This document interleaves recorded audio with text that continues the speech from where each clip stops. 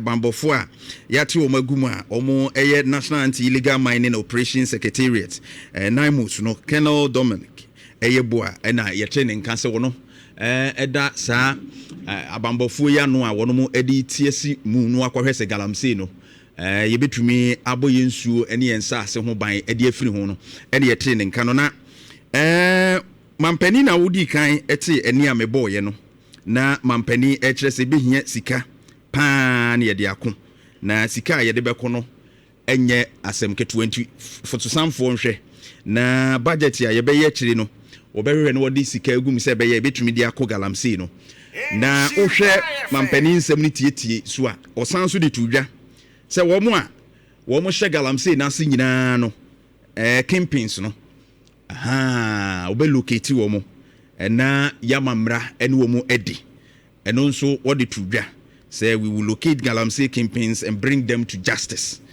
Na first of all, I mean, say mampani befre, say civil society organizations no bia metre na dwene emfa kwan a befa so na Galamsey no yetumi etu ase, and that is a good call. I mean, ubehia na ubegye adwen so free afoforo ho no ye much better na ebetumi so aboa fight no.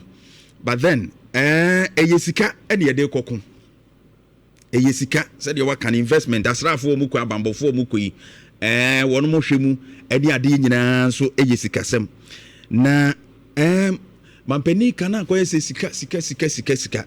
I believe that yede sika no ehwem ede agini pankwa Galamsey no yede sika ehwem akokon agini pankwa ewum se sika de but and you see a much concern about Sikano, about the lives of the people. Because nipa enya yare, and that Sikano cannot be exchanged for the lives of the people. Omu elusu omu lives. Now no kulibun kwani say over 5,000 people. Yeri, one more chese yare ahudu bebre. Nani nyina route no Galamsey nsuo Galamsey aduane ya.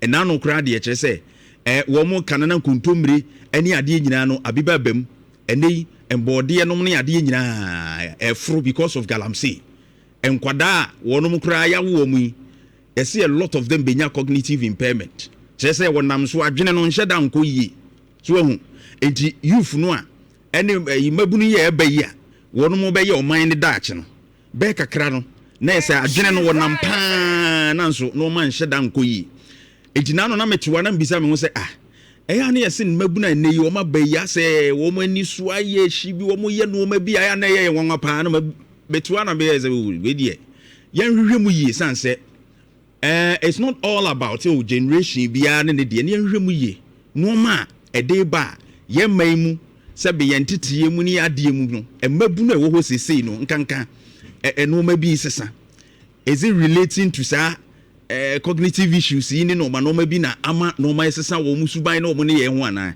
yensu aye no ye ni ane ye di ene utuo mo research no no ma dey ba no enya asem ketwa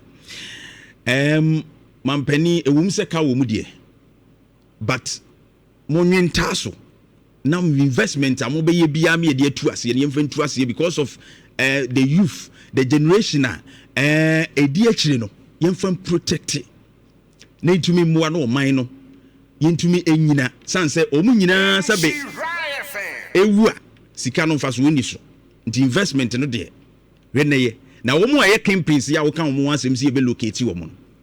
These people are big men, these people have money. It is sika no de ye chi wo mu ebe nya free ho, and you said that we will locate them. Na fe ya bring them to justice. Ye chi wo mu nso a ya mo mo fan ye mu eden asotwe ye mu eden ye de recover say sika no nyina because these people should not be fined less than millions of cedis. Ese omo fines no ko millions. They the tete kana ye bo no. They are the cause of this particular car ye bo. But na mo so mo ahye ye bo. Asrafo na mudi ani mu ni ade ye hu bi pen. Bo hye no de se ya ye be kan ye kwa ye beto mu ase ya ye beto mu ase ya. Ewi ase na ebinum kura be bo Erastus mu wura mu. Asrafo na ebio papa cameras. Omu protect site. And so ye me animre. Now, this time, we must fight with all we have. na yɛtumi tu aseɛ once and for all na ɛtumi ɛboa Nhyira 104.5 Eugene say to the fact checker are you ready Eugene yɛtumi kɔ ana